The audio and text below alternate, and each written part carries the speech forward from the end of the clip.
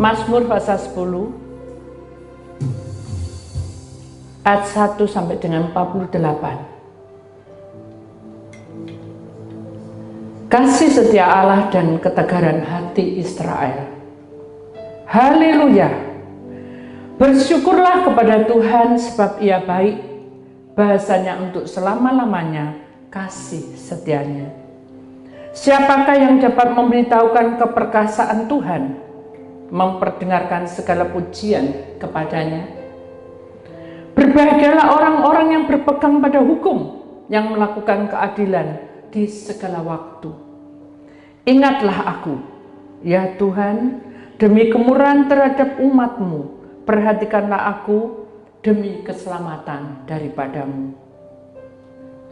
Supaya aku melihat kebaikan pada orang-orang pilihan-Mu, supaya aku bersukacita dalam sukacita umat-Mu, dan supaya aku bermegah bersama-sama milik-Mu sendiri.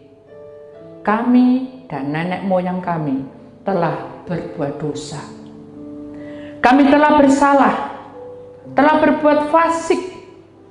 Nenek moyang kami di Mesir tidak mengerti perbuatan-perbuatan-Mu yang ajaib. Tidak ingat besarnya kasih setiamu, tetapi mereka memberontak terhadap yang maha tinggi di tepi laut Tebarau.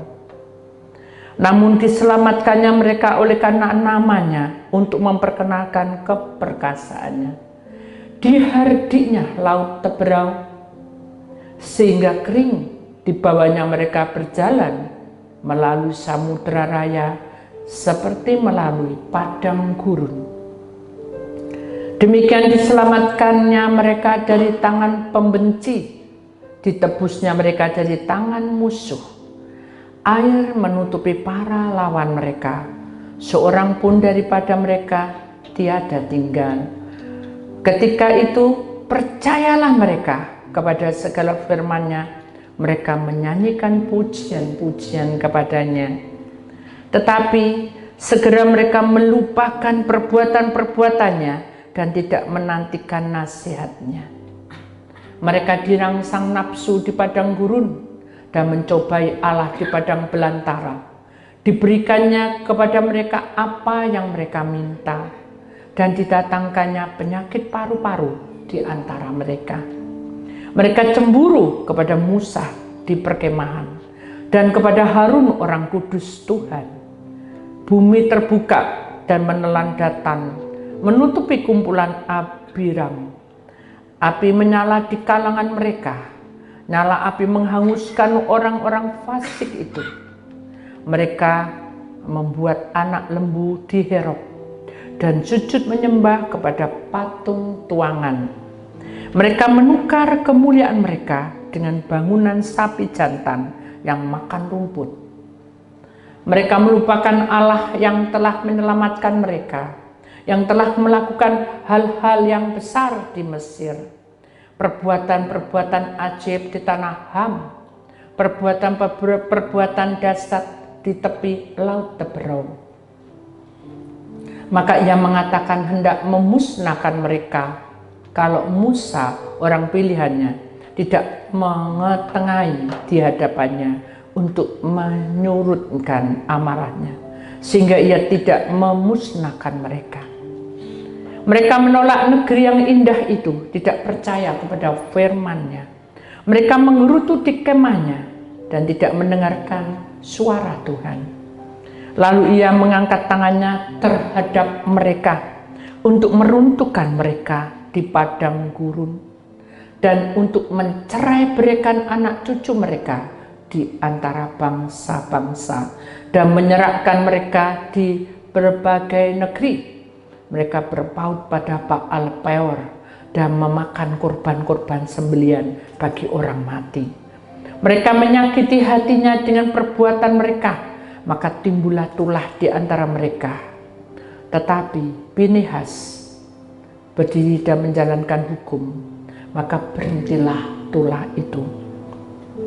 Hal itu diperhitungkan kepadanya sebagai jasa turun-temurun untuk selama-lamanya.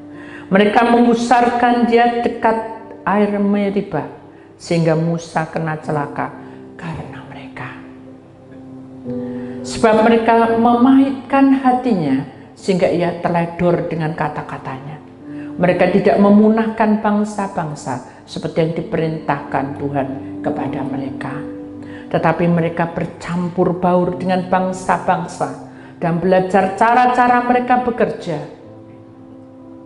Mereka beribadah kepada berhala-berhala mereka yang menjadi perangkap bagi mereka. Mereka mengorbankan anak laki-laki mereka dan anak-anak perempuan mereka kepada roh-roh jahat, dan menumpahkan darah orang yang tak bersalah, darah anak-anak lelaki dan anak-anak perempuan mereka yang mereka korbankan kepada berhala Kanaan, sehingga negeri itu cemar oleh hutang darah. Mereka menajiskan diri dengan apa yang mereka lakukan dan bersinah dalam perbuatan-perbuatan mereka. Maka menyalalah murka Tuhan terhadap umatnya, dan dia jijik kepada miliknya sendiri. Diserahkannya mereka ke tangan bangsa-bangsa, sehingga orang-orang yang membenci mereka berkuasa atas mereka. Mereka dihimpit oleh musuhnya, sehingga takluk ke bawah kuasanya.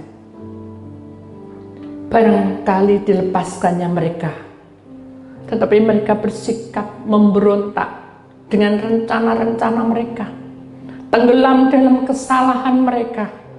Namun ia menilik kesusahan mereka ketika ia mendengar teriak mereka. Ia ingat akan perjanjian karena mereka dan menyesal sesuai dengan kasih setianya yang besar.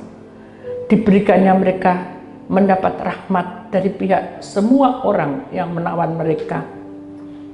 Selamatkanlah kami, ya Tuhan, Allah kami, dan kumpulkanlah kami dari antara bangsa-bangsa, supaya kami bersyukur kepada nama-Mu yang kudus dan bermegah dalam puji-pujian kepadamu. Terpujilah Tuhan Allah Israel dari selama-lamanya sampai selama-lamanya. Dan biarlah seluruh umat mengatakan, amin. Haleluya.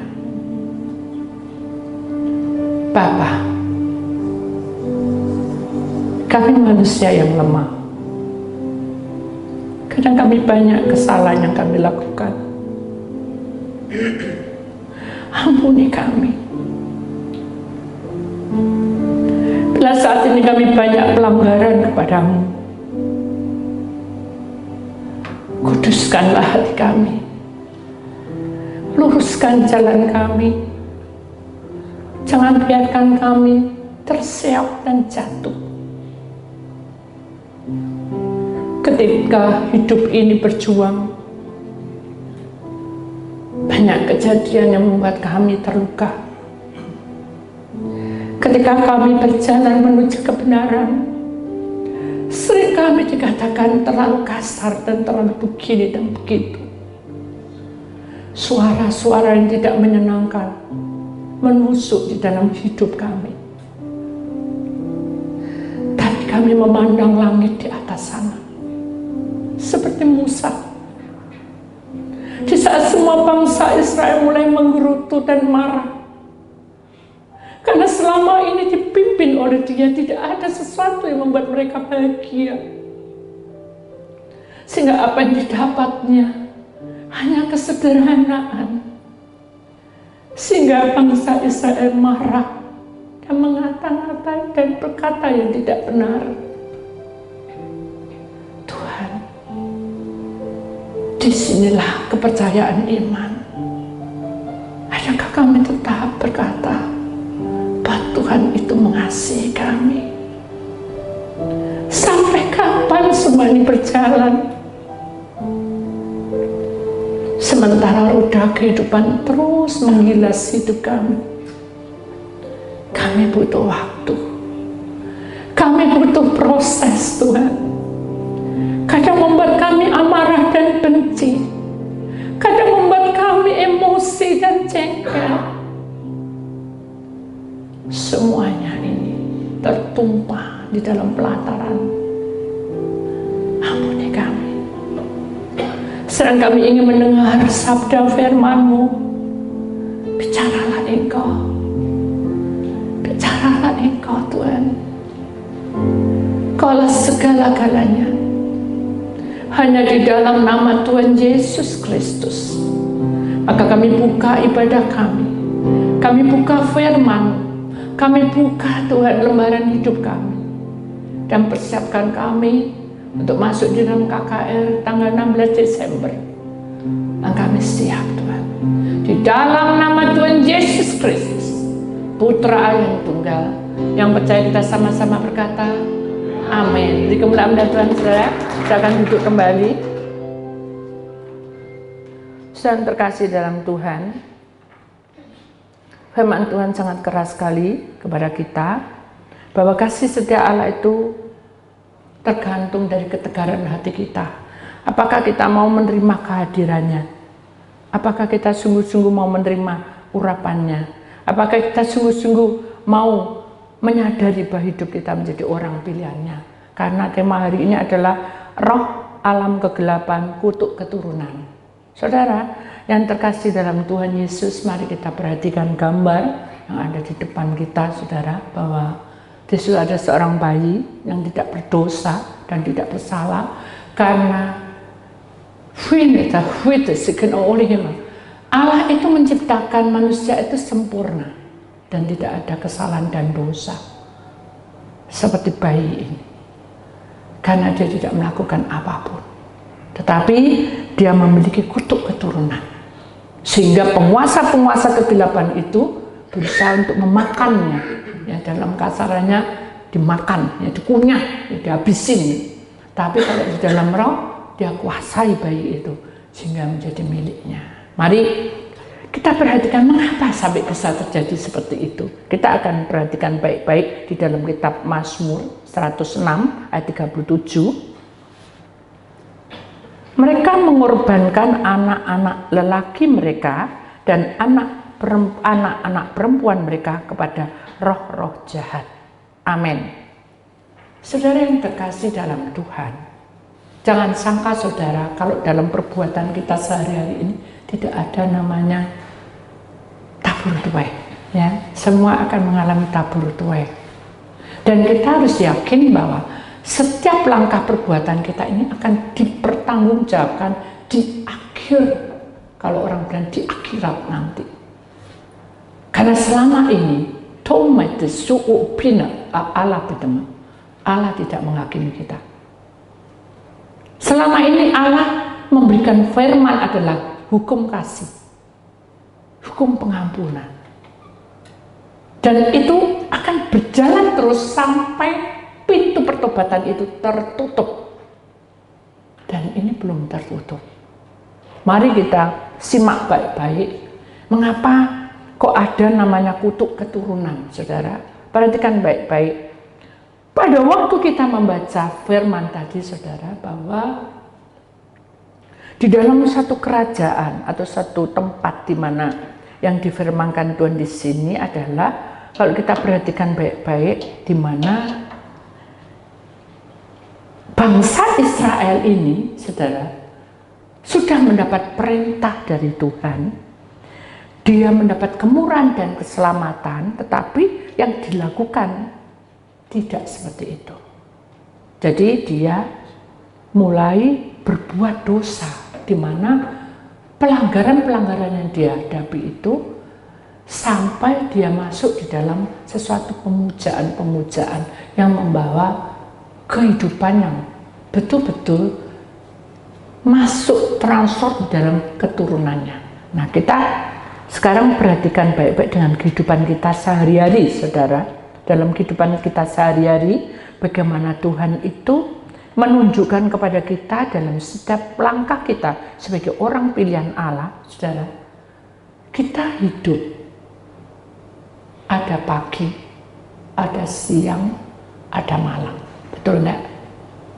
Tapi manusia sering kebalik.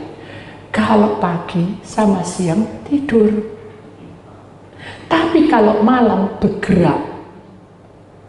Malam bergerak untuk apa? Untuk lihat YouTube. Tapi kalau ditegur, aku kerja. Kalau kita lihat, simak baik-baik saudara, sebetulnya ada salahnya, itu hak kita masing-masing.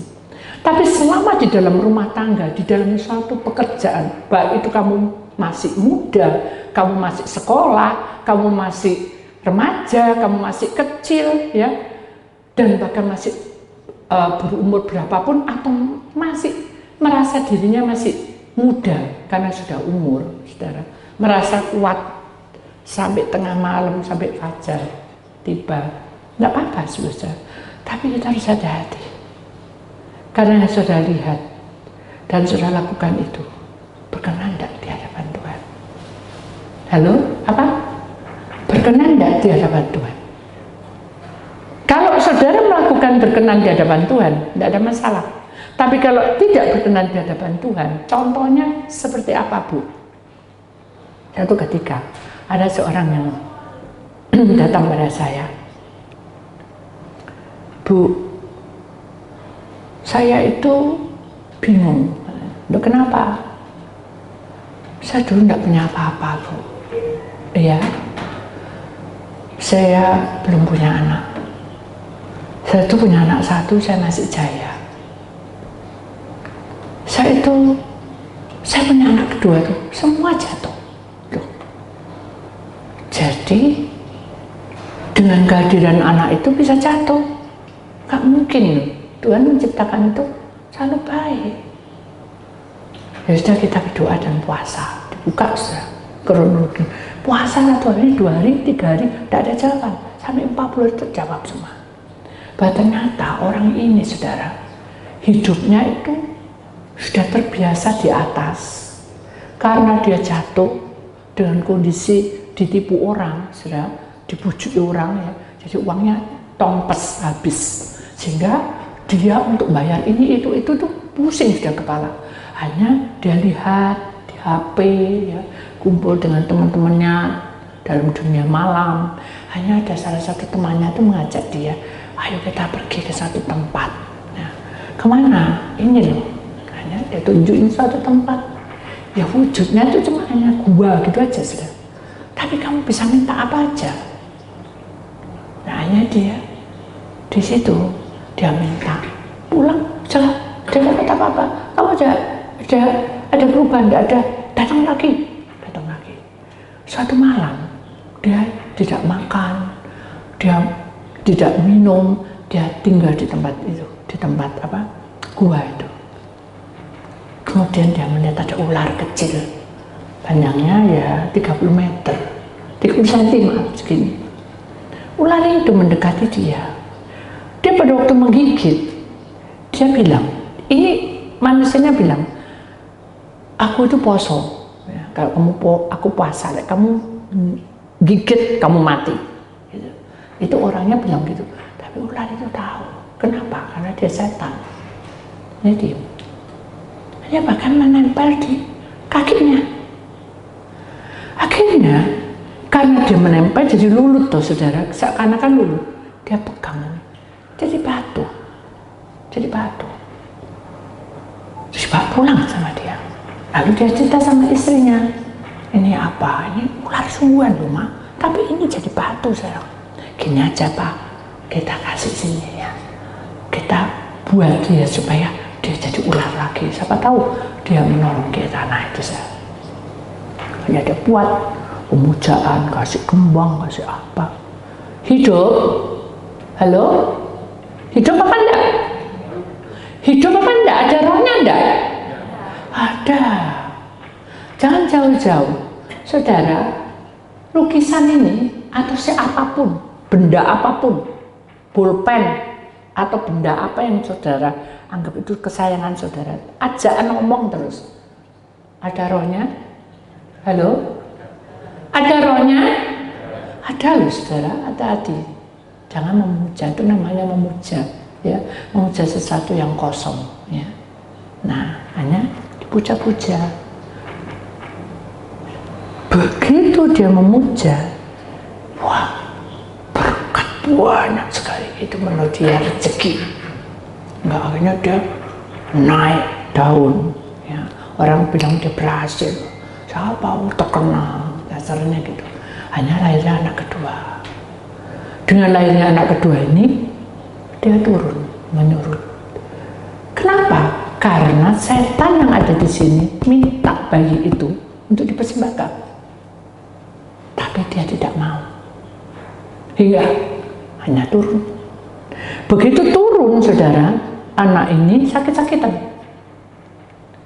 Dengan sakit-sakitan itu, dia bilang, lalu anaknya yang kedua kemana? Meninggal.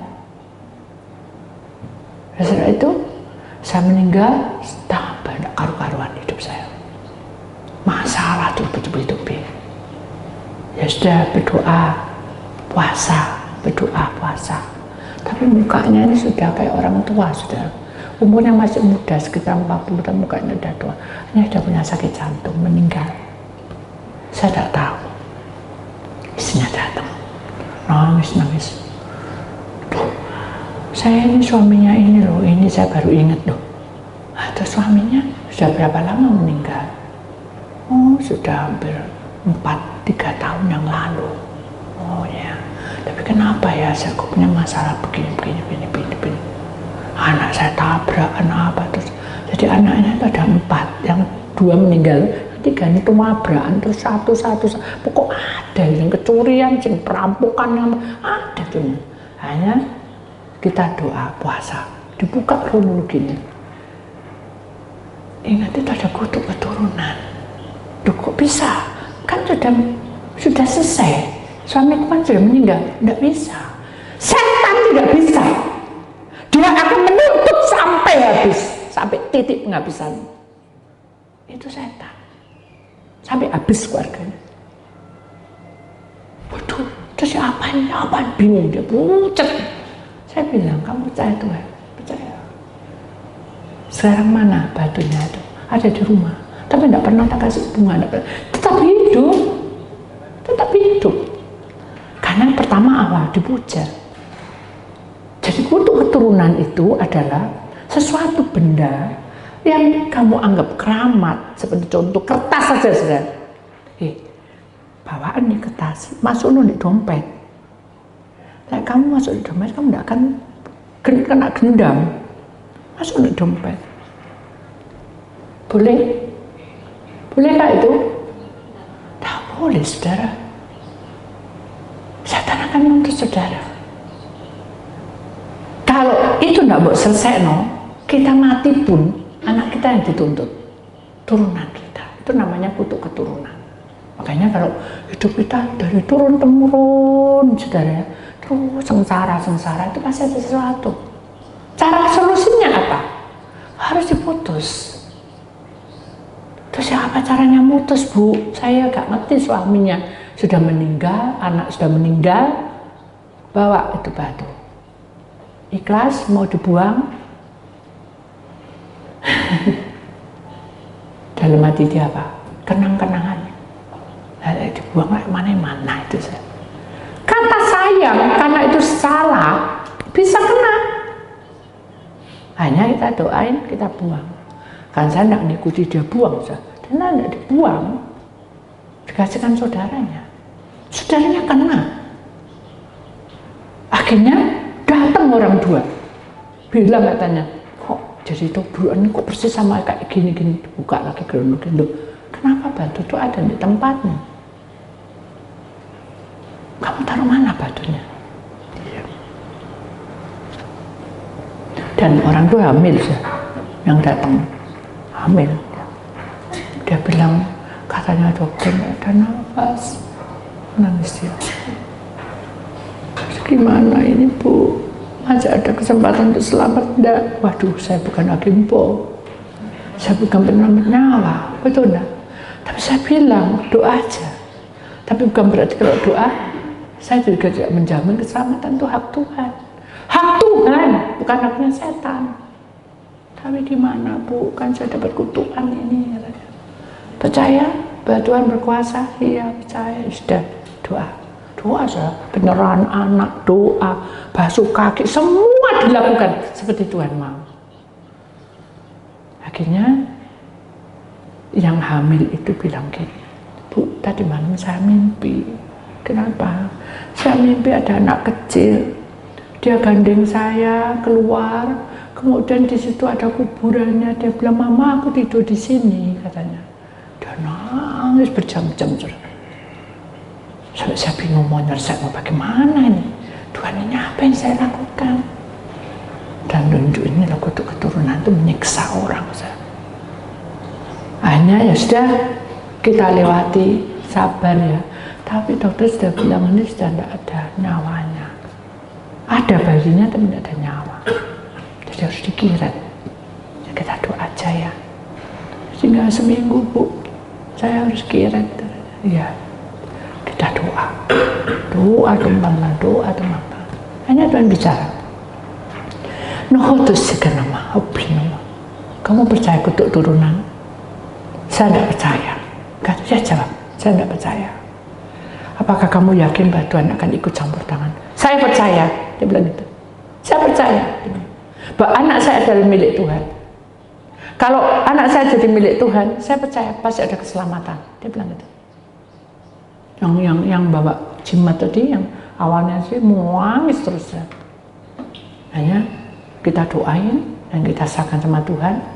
Hari dimana harus dikiret, difoto dulu kan, dibenahi, dicek lagi itu, maksudnya yang mana harus gimana, bagaimana, ini kan udah besar. Dokter bingung, loh, kok ada denyutnya? Coba, kuat semua puasa semalam. Coba dibenahi, betul saudara. Begitu bayi ini betul-betul sehat, siap untuk kuat. Begitu kuat, mamanya meninggal. Mengerikan saja, ya. Kenapa meninggal? Nah, setan tangkap perkataan orang. Dia ngomong dewek dalam hati, bicara sendiri. Kan saya juga tanya sama Tuhan, kenapa kok harus mamanya meninggal? Dia bilang, aku mau rela, anakku biar lahir, aku jadi penggantinya. Nah, bahaya, betul enggak? Saudara kan sering gini, maaf ya saudara, itu kita, saya juga. Nah, kamu kok sakit-sakitan, betul enggak? Kita mama ya. Jangan kamu sakit ya nak, mama aja yang sakit, tak apa-apa. Pernah? Halo? Mama? Nah, enggak boleh. Saya juga kayak gitu. Kalau Tuhan, kamu senang kutuk penyakit di dalam keluargamu. Jadi melontar di anakmu, loncat ke kamu. Nanti kamu enggak kuat, nanti suami yang bilang. Bergilir gitu terus. Itu apa itu? Itu kutuk turunan juga, enggak boleh. Oh iya Tuhan, nak kamu pasti sembuh ya, mama doakan. Amin. Jadi mulai sekarang kita belajar untuk dewasa, belajar mengerti kebenaran itu seperti apa. Jangan terus kita ikut-ikut kayak dulu kan, zaman dulu kan gitu. Saya juga ikut-ikut karena mama juga sering gitu. Kan saya sakit-sakitan dari awal karena saya ini tidak diperkenankan untuk lahir, saudara. Karena mama pengen laki-laki. Jadi saya sakit-sakitan ya. Saya tidak mampu. Ketika saya sakit-sakitan, dia bilang gitu. Nah, itu sakit-sakit ini udun sudah di mana-mana, sakit terus. Pokoknya tidak ada harapan untuk hidup lah. Selalu ambaan segi, sakit lagi, sakit. Akhirnya dia bilang, mama belum mana. Daripada kamu yang sakit, mama aja yang sakit. Dia peluk saya. Dia merasa berdosa dan bersalah. Saya bilang, Tuhan, saya dewasa, saya tahu. Saya cuma bilang gini, Tuhan, ini juga kutuk keturunan. Putus no. Saya cinta mama. Saya bilang, selesai no. Saya peluk mama. Maaf no ya Mimi. Tuh, tidak ada apa-apa, kamu tidak salah, tidak apa-apa. Mimi sayang mama, tak cium bisa. Semalam peluk saya erat-erat. Dan dia bilang, Bisi, lebih baik jadi wanita. Untuk kamu wanita bisa ngayomi mama. Mama sedih, kamu berhiburan. Jadi ada penyesalan. Terus saya bilang, jangan ada penyesalan. Kita putuskan untuk turunan. Karena itu tidak baik. Jadi saudara kalau merasa pernah membuang anak, ya, itu juga tidak boleh. Saya sampai anaknya hidup besar, selesaikan. Harus minta maaf. Kalau dia tidak ada maaf begini, ya udah urusan dengan Tuhan kan gitu. Tapi ya urusan dengan Tuhan, itu tukaran saudara. Ya sudah, ngalah, berdoa, kasih kesempatan untuk dia memahami kita, gitu saudara. Hukum kasih dan hukum pengampunan itu terus ada. Itu hukumnya Tuhan. Kalau iblis menuntut sampai mati, itu adalah kutuk keturunan. Jadi anak laki-laki, anak perempuan semua dipersembahkan. Karena iblis maunya seperti itu. Jangan tanya ke hal-hal yang tidak baik. Karena itu akan membawa turunan kita tidak benar. Padahal turunan kita tidak apa-apa, ya baik-baik, ya kebaikan Allah, ya pelayanan. Loh, masih kena, ya kena. Selama belum diputuskan. Putus maksudnya, selesai no. Kita tanggal 16 Desember akan pementren. Selesaikan masalah saudara. Kalau enggak bisa masuk. Karena tahun 2024 sampai 2026 itu masalah besar. Baik keuangan, keluarga, dan saudara. Ayo selesaikan. Ini masih ada waktu saudara. Selama kita punya rencana Tuhan di tengah-tengah kita, Tuhan akan membuka hati kita. Amin. Kuatkan iman kita saudara. Kemudian kita lihat yang terakhir. Hidup bukan suatu permainan. Benar ya. Jangan membuat permainan yang tidak baik. Ingat, hidup bukan suatu permainan, melainkan sebuah perjalanan. Amin ya. Waktu singkat yang tidak bisa diulang, serahkan semua pada Tuhan. Betul lah saudara. Waktu kita hidup kita sekali. Ada hidup yang kedua kali? Tidak ada. Kecuali dioperasi seperti saya. Saya kan koma. Saya sudah berharap Tuhan ambil saya, tapi Tuhan kasih saya sambung hidup sampai detik ini. Kemudian di sini katakan, Dia akan bertindak menuntun langkah kita menuju kemuliaannya setapak demi setapak. Amin. Amin. Tidak ada amin ya. Amin. Amin. Jangan bengong dengan sisilah yang mengerikan. Hal itu sudah berjalan dari zaman nenek moyang. Jadi kalau kita mendengarkan ini kita harus mengerti. Kita jangan terbawa ngerinya, tapi kita harus bertindak. Oh ya, aku pernah kayak gini. Selesaikan. Itu yang penting, ya saudara. Kalau saudara tidak menyelesaikan, itu bermasalah. Maka itu selesaikan dengan baik-baik supaya pada waktu pementren pada tanggal 16 Desember, saudara akan menyelesaikan semuanya. Amin. Kita membawa kemenangan dari Tuhan. Itulah firman Tuhan, walaupun singkat, saya tahu bahwa semua perjalanan hidup kita ini dipertanggungjawabkan pada Tuhan. Jadi saudara tidak boleh ada sesuatu yang mengganjal, ya saudara ya. Kalau saya punya sesuatu yang mungkin seperti maaf ya saudara, pemujaan jimat atau sesuatu, oh ini kemiti lah, opo lah, apa, selesai no saudara, selesaikan. Saudara bisa tipun saya, bagaimana caranya? Kita berdoa. Amin. Jadi jangan pernah saudara dikasih orang, diberi, ngambil sendiri, atau apapun, yang benda apapun, atau sesuatu apapun. Kalau itu ada isinya, itu akan masuk dalam turunan kita. Kita mau? Ada yang mau? Gak mau. Mari selesaikan. Amin. Kita buka hati kita cari Tuhan, dan kita satukan iman kita bersama dengannya. Itulah firman-Nya.